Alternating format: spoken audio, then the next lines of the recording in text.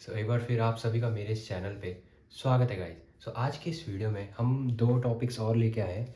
Basically जो हमारा पहला टॉपिक रहने वाला है उसका नाम यहाँ पे लिखा है mechanism of current in conductor, and दूसरा टॉपिक हमारा रहेगा relation with current and drift velocity. Drift velocity को भी समझने की कोशिश करेंगे कि ये क्या होता है। तो पहले आइए हम समझते हैं ये mechanism of current in conductor क्या होता है। इसका मतलब है कि वायर में जो करंट होता है उसके पीछे का मैकेनिज्म क्या होता है। मतलब कि कोई एक, मान लो एक वायर है, अब इसके अंदर वायर है तो इसके अंदर मतलब क्या है, जब करंट आएगा, करंट मतलब क्या है, इलेक्ट्रॉन्स का एक टाइप से क्या मूवमेंट हो रहा है। तो हम उसी चीज़ को डिटेल में समझने की कोशिश करेंगे। तो आइए पहले हम पहला टॉपिक स्टार्ट करते हैं, mechanism of current in conductor. Mechanism मैं पहले लिख देता हूँ, ठीक है, ऑफ करंट इन कंडक्टर, ठीक है, कंडक्टर। चलो एक काम करते हैं, इसको मैं मिटा देता हूँ क्योंकि अभी हम इसी की स्टडी कर रहे हैं, ठीक है। ओके। तो अब देखो, एक बात समझो, पहले हम क्या केस लेंगे, पहले हम दो केसेस लेंगे। एक केस में क्या, मान लो जैसे कि ये मार्कर कोई, मान लो ये वायर है, ठीक है। एक बार ही हम क्या करेंगे, इस वायर को बिना किसी वोल्टेज सोर्स के ऐसे ही कंसिडर करेंगे, एंड सेकंड केस में हम इसी वायर को किसी वोल्टेज सोर्स से ऐड कर देंगे। देन हम देखेंगे कि जो वायर के अंदर के जो उसके चार्ज पार्टिकल्स हैं, आई मीन कि इलेक्ट्रॉन्स, वो कैसा बिहेव करते हैं, मतलब कि बिना वोल्टेज सोर्स के भी एंड विद वोल्टेज सोर्स। तो पहले हम समझते हैं, पहले हम ये समझते हैं कि देखो, मान लो कि एक वो वायर है, ठीक है। मान लेते हैं कि ये एक वायर है, ठीक है, मान लिया। अब देखो, अभी वायर है, ठीक है, एक टाइप से कंडक्टर भी बोल सकते हो पर वायर ही बोलना ज़्यादा सही लग रहा है। अब देखो, जब मैंने इसको किसी भी वोल्टेज सोर्स से कनेक्ट नहीं किया, अब उस वायर के अंदर चार्ज पार्टिकल्स भी होंगे। लेट अस से वो चार्ज पार्टिकल्स को मैं इलेक्ट्रॉन इलेक्ट्रॉन समझ लेता हूँ, ठीक है। उस चार्ज पार्टिकल को मैं इलेक्ट्रॉन मान लेता हूँ। अब देखो होगा क्या, अब इसमें वोल्टेज तो है नहीं कि इलेक्ट्रॉन्स मूव करेंगे, नहीं। तो होगा क्या कि जब वोल्टेज सोर्स अगर इसके अक्रॉस में अगर पोटेंशियल नहीं रहूँगा, पोटेंशियल इन द सेंस कि मैं किसी वोल्टेज सोर्स से कनेक्ट नहीं करूँगा, तो जो इलेक्ट्रॉन है ये रैंडम मोशन करेगा। मतलब कि हमें कुछ नहीं पता कि ये इलेक्ट्रॉन कहीं भी जा सकता है, मतलब कहीं भी घूम सकता है इस वायर में। मतलब ना तो हमें पता है कि ना तो आगे जाएगा ना तो पीछे जाएगा, मतलब हमें फिक्स नहीं है इसकी वेलोसिटी है, इसकी डायरेक्शन की, किस तरफ मूव कर रहा है, कहाँ जा रहा है। That's why. और बिकॉज ऑफ, और जो मूव करे किस वजह से मूव करेगा, तो उस वायर के अंदर जो थर्मल एनर्जी होगी उस वजह से ये इलेक्ट्रॉन रैंडम मोशन करेगा।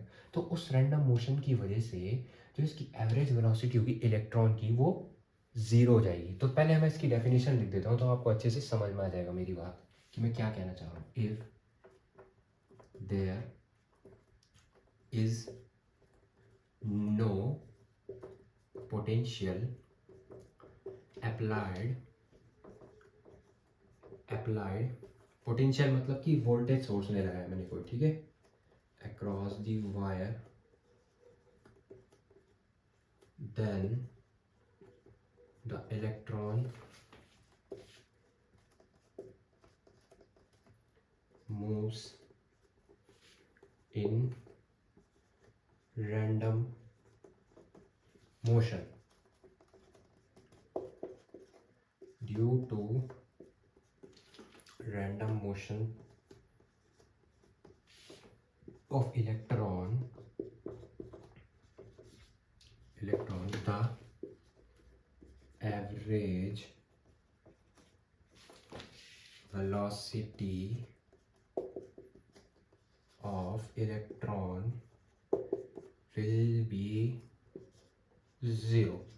तो देखो, ये जो मैंने एक काम करता हूँ, सुनो, मैं इसको मिटा देता हूँ, ठीक है। ये बीच में कंफ्यूजन ना कर देगा, ये टॉपिक है, ठीक है, अलग सा डेफिनेशन का पार्ट नहीं है। इसको मैं मिटा देता हूँ, ठीक है, ठीक है भाई। फिर से लिख देता हूँ यहाँ पे, average velocity electron the average, ठीक, वेलोसिटी। अब देखो, अब इस डेफिनेशन में कहने से मेरा ये मतलब है, देखो मैंने क्या बोला, if there is no potential applied across the wire, मतलब कि इन दोनों वायर के अक्रॉस में अगर पोटेंशियल नहीं लगाऊंगा, पोटेंशियल से कहने का मतलब मेरा ये कि मैं किसी वोल्टेज सोर्स इस वायर को कनेक्ट नहीं करूँगा, तो क्या होगा, देन क्या होगा, the electron moves in random motion. Random motion मतलब कि किसी भी डायरेक्शन में मूव करेगा, और ड्यू टू एक और चीज़ लिख देता हूँ यहाँ पे, ठीक है, एक और चीज़ लिखनी भूल गया मैं, आई एम सॉरी।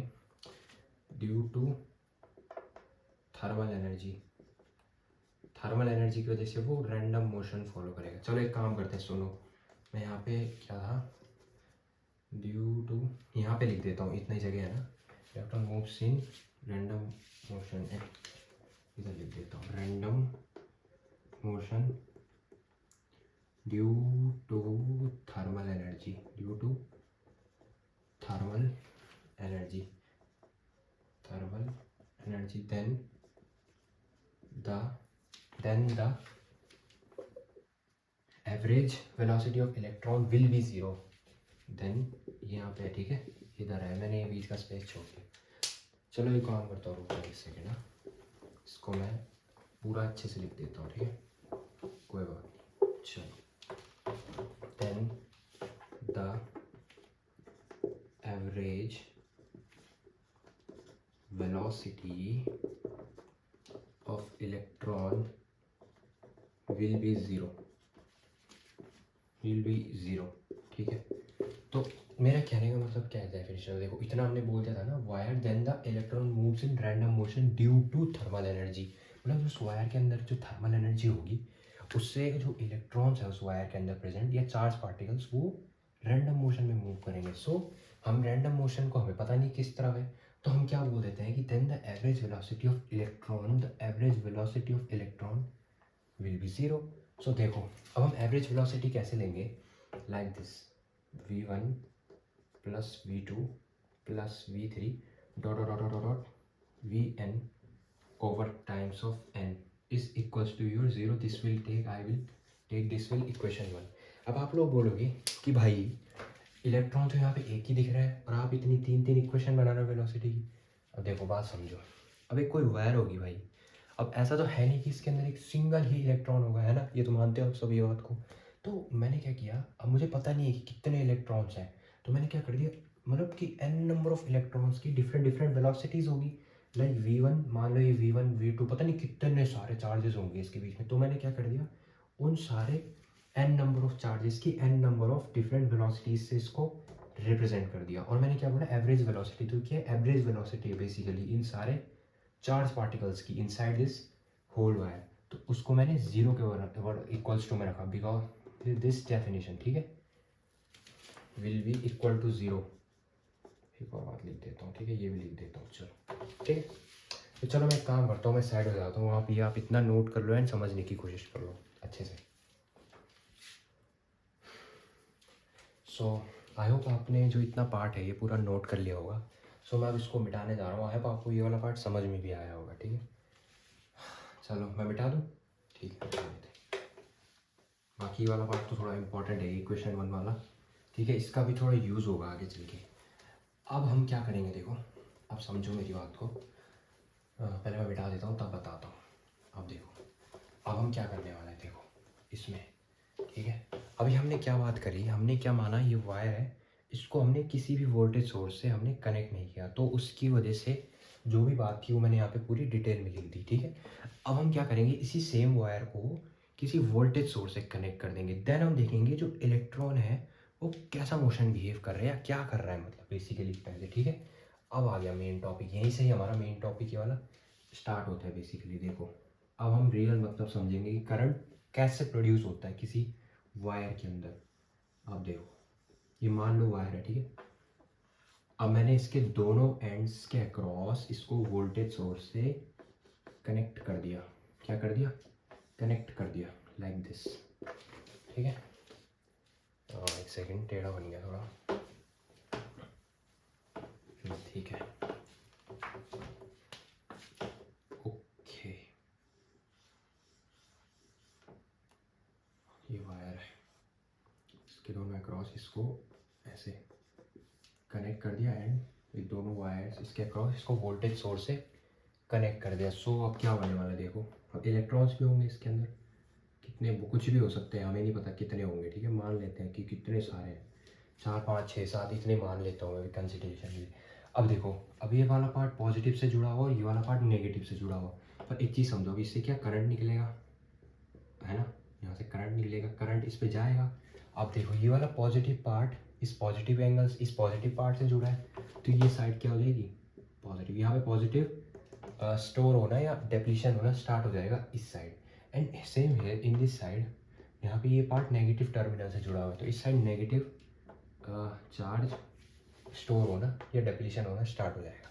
सो अब क्या होने वाला है देखो, अब देखो एक चीज़ समझो, हमने फर्स्ट चैप्टर में क्या पढ़ा था, जो इलेक्ट्रिक फील्ड की जो डायरेक्शन होती है वो पॉजिटिव टू नेगेटिव की तरफ होती है। अब यहाँ पे देखो पॉजिटिव टू नेगेटिव की तरफ इलेक्ट्रॉन्स का इलेक्ट्रिक फील्ड का होगा डायरेक्शन लाइक दिस, ऐसे। अब देखो जैसे ही यहाँ पे इलेक्ट्रिक फील्ड अप्लाई हुई, जब हमने इस पर करंट पास किया, देखो हमने जब वोल्टेज सोर्स पे लगाया, वोल्टेज सोर्स से करंट निकला, करंट निकलने से क्या हुआ, इस साइड पॉजिटिव जमा हुआ, इस साइड नेगेटिव, और ये पॉजिटिव नेगेटिव के जमा होने की वजह से हुआ क्या कि इलेक्ट्रिक फील्ड की डायरेक्शन, इलेक्ट्रिक फील्ड फ्लो हुआ बाहर की तरफ। एंड उसी के अलाउंग हमें क्या पता था, हमें क्या मिला, जो ये इलेक्ट्रॉन्स हैं, ये इलेक्ट्रिक फील्ड के अलाउंग, इसके अंदर वायर के अंदर जो इलेक्ट्रिक फील्ड के अलाउंग ड्रिफ्ट होना स्टार्ट हुए, ड्रिफ्ट एक्सेलरेशन इन्होंने एक्सपीरियंस किया टाइप, इस तरफ आने लगे। मतलब अब रैंडम मोशन नहीं है इलेक्ट्रॉन्स के अंदर, अब क्या है कोई फिक्स मोशन है, वो क्या है इलेक्ट्रिक फील्ड के अलाउंग इस तरफ हो रहा है सारा का सारा मोशन। तो अब हमें एक बात पता चल रही है, ये क्या हो रहा है, ये जो ड्रिफ्ट होता है ये इलेक्ट्रॉन का इस तरफ, इसको बोला जाता है ड्रिफ्ट वेलोसिटी। मतलब जो वायर में इलेक्ट्रिक फील्ड के अगेंस्ट में अलोंग मान लो, जो इलेक्ट्रॉन्स है वो इस तरफ आना स्टार्ट होते हैं। सो उससे क्या होता है मैकेनिज्म में, इसी मैकेनिज्म की वजह से जो वायर में करंट फ्लो होना स्टार्ट होता है, इलेक्ट्रॉन्स इस तरफ, इलेक्ट्रिक फील्ड इस तरफ, and then current start flowing in the wire. So अब हम समझते हैं, अब मैं यहाँ पे डेफिनेशन भी लिख देता हूँ। If there is potential applied across the wire, then the electron is drifted with an acceleration along the direction of applied E vector. मैं E वेक्टर से रिप्रेजेंट कर रहा हूँ, ठीक है, ये इलेक्ट्रिक फील्ड है। अब देखो, अब इस डेफिनेशन से मेरा कहने का मतलब ये है, जो कि मैंने आपको भी बात समझाई कि हुआ क्या, करंट फ्लो हुआ इस वायर में, इस साइड पॉजिटिव इकट्ठा हुआ, इस साइड नेगेटिव इकट्ठा हुआ, उससे क्या हुआ, वायर के इस तरफ इलेक्ट्रिक फील्ड बनने स्टार्ट हो गए। अब इलेक्ट्रिक फील्ड बनने से क्या हुआ, इस वायर के अंदर के जो चार्ज पार्टिकल्स हैं, लेट अस से मैं इलेक्ट्रॉन मान रहा हूँ, इलेक्ट्रॉन ही होता है बेसिकली, तो इलेक्ट्रॉन क्या है, वो इस इलेक्ट्रिक फील्ड के अलाउंग इस तरफ ड्रिफ्ट होने स्टार्ट होते हैं। सो उससे क्या होता है कि वायर में करंट प्रोड्यूस होते हैं, करंट फ्लो होना स्टार्ट हो जाता है। So this is the main reason या mechanism of current in conductor. अभी एक और चीज़ बची है इसमें, अब देखो अब क्या होने वाला है। अब मैं अगर एवरेज वेलोसिटी लूँगा तो कैसे लूँगा, देखो कैसे लेंगे, देखो v1 plus v2 plus v3 dot dot dot dot plus vn, n number of electrons and n number of electrons with velocities, ठीक है, जीरो मानता हूँ इसको, इक्वेशन 1 माना था मैंने, ठीक है, इतनी बात समझ आ गई। अब देखो, अब हम यहाँ पे क्या करेंगे, देखो पहली चीज़, पहले हम अब यहाँ पे वो इक्वेशंस ऑफ मोशन का यूज़ करेंगे। इक्वेशन ऑफ मोशन में कैसी कैसी इक्वेशन आती है, देखो वेलोसिटी की जो इक्वेशन होती है क्या होती है, u प्लस ए टी, ये सबको पता है, ये 9th क्लास में पढ़ी होगी आपने। लेकिन इसमें क्या होगा, देखो v is equals to u plus a tau one, v1 की वैल्यू। अब मैं टाउ भी समझाऊंगा आपको, लास्ट में समझाऊंगा कि टाउ भी क्या होता है। बेसिकली ऐसा कुछ नहीं है इसमें, डिफरेंट चीज़ नहीं है, टाउ भी बेसिकली टाइम को रिप्रेजेंट कर रहा है, ठीक है। देखो अब देखो v1 की जगह ये, और v2 की जगह भी लिख देता हूँ मैं, v2 is equals to u2 plus a u1 plus a tau one, a tau two, ठीक है। v3 की जगह भी same, u3 plus a tau 3, ठीक है। तो n नंबर के लिए क्या हो जाएगा, यहाँ पे देखो n नंबर के लिए क्या हो जाएगा, देखो vn is equals to vn a, अब टाइम भी बहुत सारे जुड़ जाएंगे तो हम एवरेज ले लेंगे सीधे एक टाइप से। हम क्या कर देंगे, देखो टाउ 1 टाउ 2 हमें डिफरेंट बहुत सारे टाइम्स लेने होंगे, हमने क्या कर दिया, सीधा एवरेज ले लिया। एवरेज से क्या हुआ, हमें ईजी पड़ गया मतलब बेसिकली। तब देखो इसको मैं ऐसे लिख सकता हूँ, v n by n is equals to zero. And जो ये पीछे का पार्ट है, अब देखो जी ये पूरा पार्ट है ये ज़ीरो के बराबर है, तो ये क्या पूरा ज़ीरो हो जाएगा। एंड यहाँ पे क्या बचेगा, देखो हमने क्या किया, वी एन की वैल्यू ये रखी, देखो वी एन की वैल्यू ये रखी, वी एन भी इसके साथ जुड़ा हुआ रहेगा, ठीक है। ये वी एन जुड़ा हुआ है, यहाँ पे a tau one plus tau two आ जाएगा, ठीक है। ये पूरा कैंसिल हो जाएगा, क्यों, क्योंकि ये ज़ीरो ही है, a tau one plus tau two, ठीक है। इनिशियल में जो देखो, अब इनिशियल में जब एक जगह जो इलेक्ट्रॉन रहेगा, स्टार्टिंग की बात करूँ मैं, इलेक्ट्रॉन एक ही जगह पे रहेगा तो उसकी इनिशियल वेलोसिटी जीरो हो जाएगी, तो हमारे पास क्या बचेगा, ए टाउ बचेगा, है ना। तो हमने सीधे क्या कर दिया, उस a tau one tau two n number तक ना जोड़ के सीधा एवरेज ले लिया, a tau one plus tau two, उसको एवरेज में कंसिडर करके हमने इजी बना दिया उसको, जैसे कि मैंने यहाँ पे ले लिया, ठीक है। अब जो वी एन है ये भी कैंसिल हो गया, क्यों, क्योंकि ये पूरा इतना पार्ट जीरो हो जाएगा, एन एन बचेगा बस सिर्फ, ठीक है। ये ऊपर वाला पार्ट जीरो हो जाएगा क्योंकि जीरो के बराबर है, एन बच जाएगा। तो अब क्या होगा देखो, समझ लीजिए, चलो इतना आप नोट कर लो, उसके बाद बाकी हम तब समझते हैं। सो ऊपर तो अपनी जो इतना पार्ट है नोट कर लिया होगा।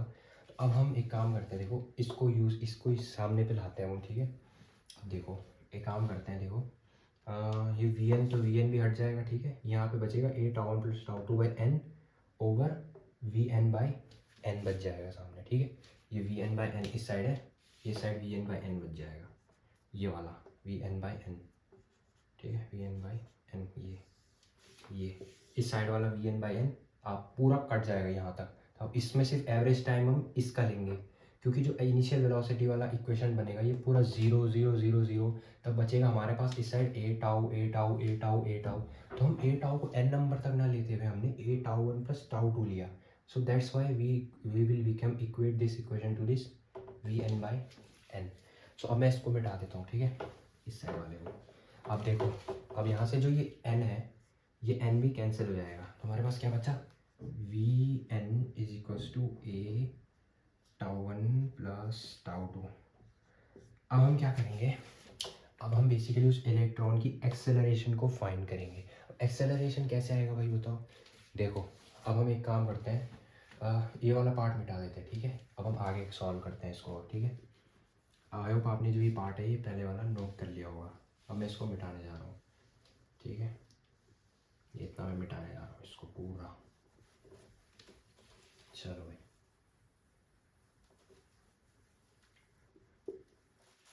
होप सो आपको जो ये वाला पार्ट है एवरेज वाला कंफ्यूजिंग ना लगा हो। अगर लगा होगा तो आप फिर से मुझे कमेंट सेक्शन में बताना, ठीक है, तो मैं आपके और डिटेल से समझाने की कोशिश करूँगा उसको एक बार फिर, ठीक है। देखो फिर वी एन क्या बन जाएगा, a tau one plus tau two. अब देखो, अब मैंने क्या बोला था, जो tau one plus tau two को मैंने एवरेज ले लिया, तो हम सीधे क्या कर लेंगे, tau one plus tau two को सिर्फ टाउ एवरेज ले लेंगे सीधे सीधे एक टाइप से, ठीक है। A tau average, A tau average ले लेंगे। अब हमें क्या चाहिए, हमें एक्सेलरेशन का वैल्यू निकालना है। अब एक्सेलरेशन का वैल्यू कैसे आएगा, from the Newton second law of motion. तो उसका जो फॉर्मूला होता है वो क्या होता है, F is equals to m l. Let us say this is your equation number one. And electric force क्या होता है बेसिकली, यहाँ पे क्या इलेक्ट्रिक फोर्स भी लग रहा है बेसिकली, तो हम क्या कर देंगे, ऐसे कर देंगे, F is equals to q E होता है ना, इलेक्ट्रिक फोर्स। अब देखो equation one and equation two both are equals to each other, then we can equate equation one with equation two, so we get m a, मैं यहाँ पे लिख देता हूँ, ठीक है, m a is equals to your q E, ठीक है। तो ये ए आ जाएगा क्यू ई बाई एम, ठीक है, ये आ गया क्यू ई आई एम। अब यहाँ पे चार्ज पार्टिकल की बात हो रही है, अब चार्ज कौन सा ले रहे हैं हम यहाँ पे, इलेक्ट्रॉन। तो चार्ज कौन सा आएगा यहाँ पे, इलेक्ट्रॉन। चार्ज कौन सा आएगा यहाँ पे, इलेक्ट्रॉन। इलेक्ट्रॉन क्या होता है साइन में नेगेटिव, तो यहाँ पे आ जाएगा minus e capital E by m. अब देखो, अब ये नेगेटिव साइन बेसिकली एक और चीज़ भी रिप्रेजेंट कर रहा है, वो क्या, जो एक्सेलरेशन हो रहा है इलेक्ट्रॉन्स का वो इलेक्ट्रिक फील्ड के अपोजिट डायरेक्शन में हो रहा है, that's why here the negative sign is has come. तो अब देखो अब क्या होगा, अभी एक्सेलरेशन का वैल्यू इसमें पुट कर दो, इसके ए पे पुट कर दो, क्या हो जाएगा देखो, v n is equals to, देखो instead of writing v n I can say हम क्या निकाल रहे हैं बेसिकली एक टाइप से इलेक्ट्रॉन का एक करंट निकाल रहे हैं। तो बेसिकली जो इलेक्ट्रॉन है वो ड्रिफ्ट हो रहा है, तो हमें क्या बोल सकते हैं इसको, एक ड्रिफ्ट वेलोसिटी बेसिकली इलेक्ट्रॉन का। तो हम इसको सीधा वी डी से रिप्रेजेंट कर देते हैं with respect to, instead of using v n, ठीक है। तो यहाँ पे एक्सेलरेशन की जगह ये वाली equation minus c capital E by m tau average. अब मैं आपको अच्छे से समझाता हूँ कि ये टाउ एवरेज क्या है, ठीक है। ये इलेक्ट्रॉन, ये ई क्या है, इलेक्ट्रॉन, ई क्या है, ये capital E electric field, and m is your mass of the electron, and tau average is the, मैं यहाँ पे लिख देता हूँ टाउ एवरेज क्या है, आप समझाता हूँ आपको टाउ एवरेज क्या है। देखो time period between two successive collisions, या इसको क्या बोल सकते हैं दूसरी भाषा में, रिलैक्सेशन टाइम। इसको मतलब बुक्स लैंग्वेज में मैंने जितना देखा है वो ऐसे लिखते हैं, रिलैक्सेशन टाइम बोला जाता है, ठीक है। या तो तुम ये बोल सकते हो मतलब कि दो इलेक्ट्रॉन्स के बीच में जो कोलिजन हो रहा है उसके बीच का टाइम पीरियड को हम टाउ से रिप्रेजेंट कर रहे हैं, वही होता है टाउ, ठीक है। टाउ एवरेज वही होता है। टाउ एवरेज इसलिए लिया क्योंकि हमने एन नंबर्स की वेलोसिटी निकाली हर सारे इलेक्ट्रॉन्स की, पर हम एन नंबर की नहीं ले सकते ना, तो हमने क्या कर दिया, हमने सीधे, देखो फिर से समझा देता हूँ एक बार छोटा सा आपको, ठीक है। हमने सीधे ऐसे कर दिया, देखो हमने इक्वेशन ऑफ मोशन का यूज़ करके पहले तो ऐसी इक्वेशन बनाई, ठीक है, ये सबको पता थी। तो हमने क्या एन नंबर के इलेक्ट्रॉन्स तक की निकालनी थी, तो हमने क्या कर दिया, अब इनिशियल में जो इलेक्ट्रॉन्स की जो वेलोसिटी होगी वो ज़ीरो होगी, सिंपल, तो ये ज़ीरो हो गया। तो हमारे पास क्या बच रहा था, a tau one plus a tau two plus a tau three dot dot dot a tau one plus tau two. देखो टाउ एन ना लेते हुए फिर मैंने क्या कर दिया, मैंने सीधा एवरेज ले लिया, जिससे क्या हमें एवरेज वैल्यू निकल जाएगी कि बेसिकली एवरेज कितना, एवरेज वेलोसिटी कितनी आ रही है बेसिकली इलेक्ट्रॉन्स की। सो मैंने क्या कर दिया, tau one plus tau two को बेसिकली टाउ एवरेज से रिप्रेजेंट कर दिया बेसिकली। अब समझ में आ गई बात कि क्या हो रहा था बेसिकली, ठीक है। तो मैंने यही चीज़ को अप्लाई किया और ये वी एन वाला पार्ट भी कैंसिल हो गया था, because this part will become zero with this equation like this, जो मैंने अभी लिखी थी v three plus dot dot dot plus v n by n. एक बार फिर लिख देता हूँ, देखो ये जो पूरा पार्ट है ये जीरो के बराबर है ना, ये वी एन वाला। तो क्या बचा, ये वी एन जीरो हो गया, वी एन कैंसिल हो गया। तो यहाँ पे जो a tau one plus tau two by n था, और इस side v n by n था, तो ये एन से एन कैंसिल, तो वी एन जो बचा वो इसके बराबर आया सीधे सीधे, ठीक। तो ये बात आ गई, तो हमने कहानी यहाँ की ये लिख दी फिर इधर इधर, ठीक है। उसके बाद हमने क्या किया, ये इक्वेशन आई, उसके बाद क्या किया हमने, ये इक्वेशन आई, ठीक। उसके बाद फिर हमने एक्सेलरेशन निकाला। एक्सेलरेशन किसकी हेल्प से निकाला, न्यूटन के सेकंड लॉ की मदद से, ठीक है। और हमने इधर इलेक्ट्रिक फील्ड के चैप्टर से हमने एक फोर्स की वैल्यू निकाली थी ना, कि इलेक्ट्रिक फोर्स कितना होता है बेसिकली किसी भी चार्ज की वजह से, वो इतना होता है क्यू ई। तो हमने इन दोनों इक्वेशन को इक्वेट करने की हेल्प से ये इक्वेशन बना दी। और चार्ज कौन सा था इसके इन वायर में फ्लो हो रहा, इलेक्ट्रॉन, तो हमने क्या कर दिया, क्यू की जगह ई रख दिया। तो ये आ गया हमारा फाइनल एक्सप्रेशन एक्सेलरेशन का। एंड एक्सेलरेशन की जगह हमने ये ए की वैल्यू इसमें पुट कर दी, देन टाउ एवरेज तो पहले से था, ठीक है। और टाउ एवरेज मैंने आपको एक्सप्लेन कर दिया कि ये क्या होता है बेसिकली, इतना है, ठीक है। ये चीज़ अलग है इस साइड वाला, ठीक है, ये चीज़ अलग है, टाउ एवरेज की वो है। और ये ई क्या है, इलेक्ट्रॉन, ई क्या है, इलेक्ट्रिक फील्ड, एम है your mass, and v d is your drift velocity. Confuse मत होना, ठीक है। सो आई होप आपको ये इतना मैस नहीं लग रहा होगा, ठीक है। तो अच्छा एक बात, अभी तो मैंने आपको एक बार अभी अच्छे से बताया आपको कि कौन कौन सी चीज़ लिखनी है पहले, ठीक है। देखो पहले पता क्या करोगे आप, पहले ना वो लिखोगे जो मैंने आपको अभी लिखाया कि if there potential is applied across this wire, blah blah blah, जो भी मैंने लिखा था। उसके बाद फिर हम क्या करेंगे, v one plus v two वो वाली इक्वेशन यूज़ करेंगे जो हमने प्रीवियस टाइम पे प्रीवियस स्लाइड में मैंने जो लिखाया था आपको अभी थोड़ी देर पहले, वो वाली इक्वेशन यूज़ करेंगे, ये वाली v one plus v two v n. और फिर सबको ओपन कर देंगे बेसिकली किस उससे, इक्वेशन ऑफ मोशन की हेल्प से। तो ये ओपन होगा, इनिशियल वेलोसिटी जीरो हो जाएगी, देन ए टाउ वन बचेगा, ये a tau one plus tau two ले लेंगे, एवरेज ले लेंगे सीधे एक टाइप से, ठीक है। तो एवरेज लेने से क्या होगा, ये हो गया वी एन से वी एन कैंसिल हो जाएगा, वी एन भी जीरो हो जाएगा था, ये एन था, ये a tau one plus tau two. तो हमें वी एन लिखने की ऐसा तो कोई ज़रूरत तो थी नहीं, ये हमने ऐसे लिख दिया। तो लिख भी सकते हो, लिख नहीं लिख सकते, तुम्हारी मर्जी, ना भी लिखो तो भी चलेगा। तो ऐसा हो जाएगा, ठीक है। इतना बच रहा था बस, एक बेसिक इतना बच रहा था। ये एन से एन कैंसिल हो रहा था, वी एन इसके बराबर आ रहा था। तो क्या हो रहा था, उसके बाद फिर हमने यहाँ पे लाया इसको इधर लाया, v n a tau average ले लिया, tau one plus tau two को टाउ एवरेज से कंपेयर कर दिया। तो हमने क्या किया, एक्सेलरेशन के लिए इतना सब कुछ किया, यहाँ पे ये आया एक्सेलरेशन का एक्सप्रेशन यहाँ पे, तो उसको यहाँ रखा, दैट्स इट, बस इतना ही करना था हमें, बेसिक मतलब, ठीक है। तो मैं यहाँ साइड पे भी लिख देता हूँ कहीं पे, ठीक है, क्या क्या चीज़ें हैं, ठीक है, बाकी सारा पार्ट मैं मिटा रहा हूँ, ठीक है।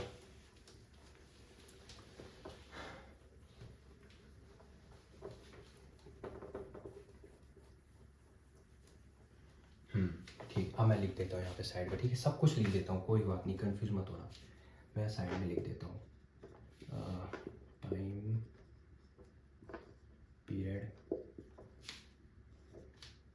Time period between two successive collisions, या रिलैक्सेशन टाइम बोल सकते हैं इसे, क्या बोल सकते हैं, रिलैक्सेशन टाइम, ठीक है भाई। तो ये होता है आपका रिलैक्सेशन टाइम भी बोल सकते हो, या सक्सेसिव इलेक्ट्रॉन्स के बीच के कोलिजन का टाइम को रिप्रेजेंट करता है tau average. And here e is your electron, ठीक है। और ई क्या है आपका, जो ई वेक्टर है इसको बोलेंगे इलेक्ट्रिक फील्ड, सही है, ठीक है भाई, इलेक्ट्रिक फील्ड, ठीक है। ये एम है मास, एम क्या है मास, एम क्या है mass. And v d is your drift velocity, जो कि हमारा मेन मोटिव था इस पूरी वीडियो का, हमें ये चीज़ जाननी थी अच्छे से कि क्या होती है, ठीक है। तो ये है भाई मेन कहानी। आई होप सो आपने ये पूरा पार्ट नोट कर लो, मैं तब आगे बढ़ता हूँ, ठीक है। सो आई होप आपने पूरा पार्ट नोट कर लिया होगा और अच्छे से समझने की कोशिश कर ली होगी। तो अब हम अपने लास्ट टॉपिक की तरफ चलते हैं, वो उस टॉपिक का नाम है करंट का रिलेशन ड्रिफ्ट वेलोसिटी के साथ भाई। तो चलो अब हम करंट को ड्रिफ्ट वेलोसिटी के साथ, मतलब करंट की हेल्प से ड्रिफ्ट वेलोसिटी का यूज़ करेंगे हम करंट की एक फॉर्मूले की हेल्प से। देखो कैसे, अभी समझाता हूँ, देखो कैसे, देखो देखो मैं यहाँ पे लिख देता हूँ, relation of current I with drift velocity v d, drift velocity v d, ठीक है। आज का लेक्चर वैसे लंबा हो सकता है क्योंकि टॉपिक ही ऐसा है, ठीक है ना। तो ये वायर है, ठीक है, मान लो ये वायर है, ठीक है, मान लेते हैं सर, ठीक है।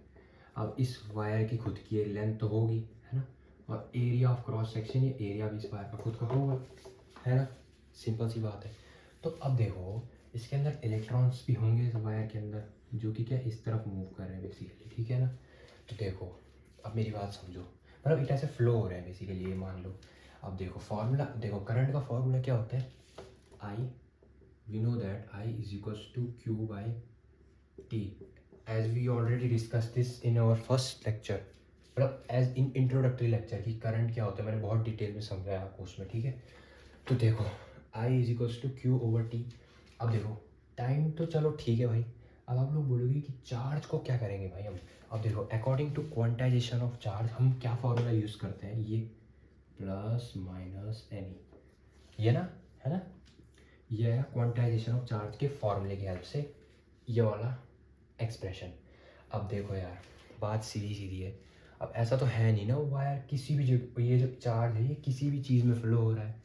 देखो वायर क्या है बेसिकली, इस हिसाब से अंदर, वायर के अंदर बेसिकली मान लो मार्कर है, इसके अंदर करंट के इलेक्ट्रॉन फ्लो हो रहा है।